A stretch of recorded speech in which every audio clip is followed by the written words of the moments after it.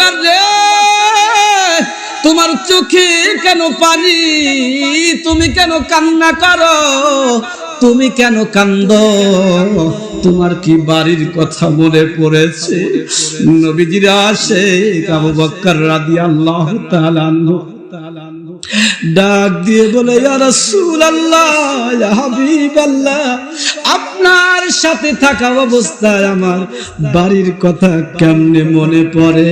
আল্লাহর নবী, মায়ার নবী গো, আপনে নবী আমার জীবনের জীবন। আল্লাহর নবী, মায়ার নবী গো, আপনে নবী আমার জীবনের জীবন।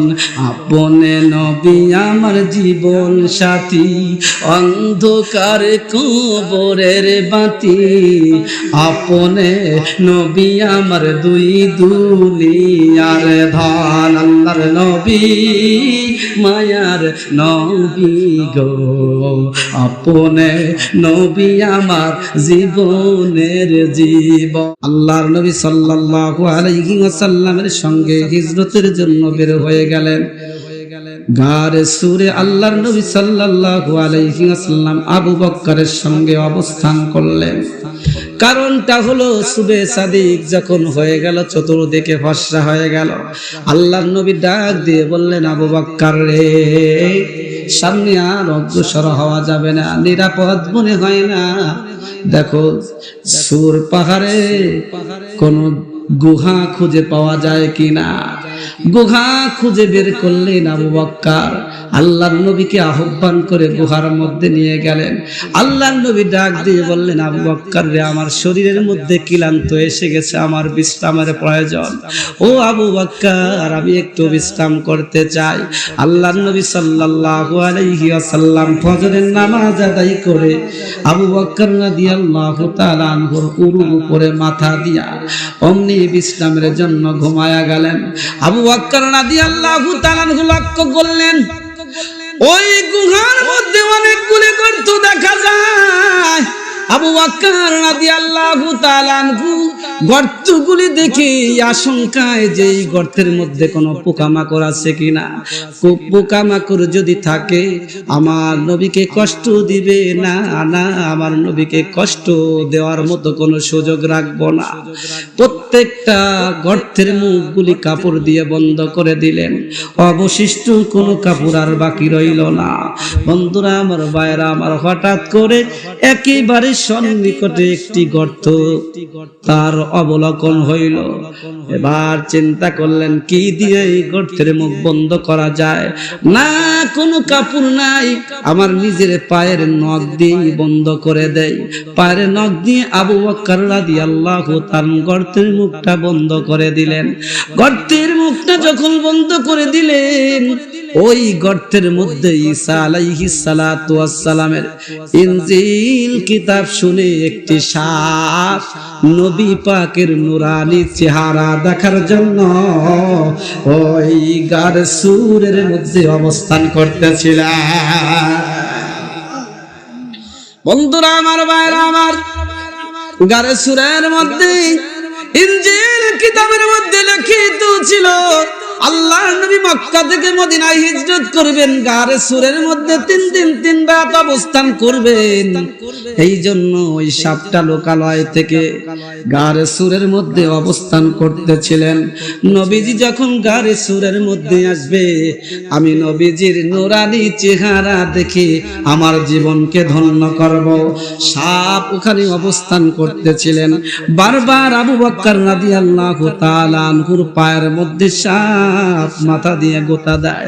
আবু বকর রে, পাটা একটু সরায়া নাও, আমি আমার নবী, মায়ার নবীকে দেখতে চাই। কিন্তু আবু বকর দংশনের আশঙ্কায় পা সরায়া নিলেন না। অধৈর্য হয়ে সাপ আবু বকর রাদিয়াল্লাহু তাআলা আনহুর নখের মধ্যে কামড় দিয়ে দেয়, দংশন করে দেয়। আবু বকর রাদিয়াল্লাহু তাআলা আনহু বিষ ক্রিয়ায় এক পর্যায়ে চেহারাটা সবুজ বর্ণ হয়ে যায়, সবুজ বর্ণ হয়ে যায়। আবু বকর রাদিয়াল্লাহু তাআলা জিহ্বায় কামড় দিয়ে সব যন্ত্রণা সহ্য করে। একটা সময় আবু বকর রাদিয়াল্লাহু তাআলা মনের অজান্তেই চোখ থেকে এক ফোঁটা পানি বেয়ে নবীজির চেহারা মুবারকের মধ্যে পড়ে যায়। অমনি নবীজির ঘুম ভেঙে যায়। ঘুম ভাঙার সঙ্গে সঙ্গে আবু বকর রাদিয়াল্লাহু তাআলার পুরো চেহারার দিকে তাকায় দেখে আবু বকরের চোখের মধ্যে পানি দেখা যায়। ডাক দিয়ে বলে, আবু বকর রে, তোমার চোখে কেন পানি? তুমি কেন কান্না করো? তুমি কেন কান্দো? তোমার কি বাড়ির কথা মনে পড়েছে? নবীজির আশিক আবু বকর রাদিয়াল্লাহু তাআলা আনহু ডাক দিয়ে বলে, ইয়া রাসূলুল্লাহ, ইয়া হাবিবাল্লাহ, আপনার সাথে থাকা অবস্থায় আমার বাড়ির কথা কেমনে মনে পড়ে? আল্লাহর নবী, মায়ার নবী গো, আপনে নবী আমার জীবনের জীবন। আল্লাহর নবী, মায়ার নবী গো, আপনে নবী আমার জীবনের জীবন। আপনে নবী আমার জীবন সাথী, অন্ধকার কবরের বাতি।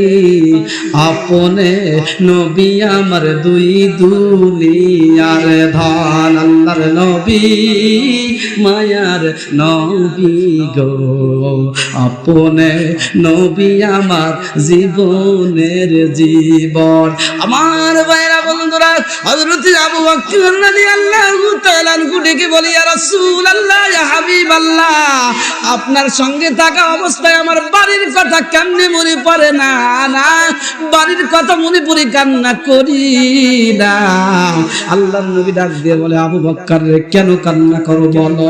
আবু বকর রাদিয়াল্লাহু তাআলা আনহু ডাক দিয়ে বলে, ইয়া রাসূলুল্লাহ, ইয়া হাবিবাল্লাহ, আমার পায়ের মধ্যে সাপে দংশন করেছে।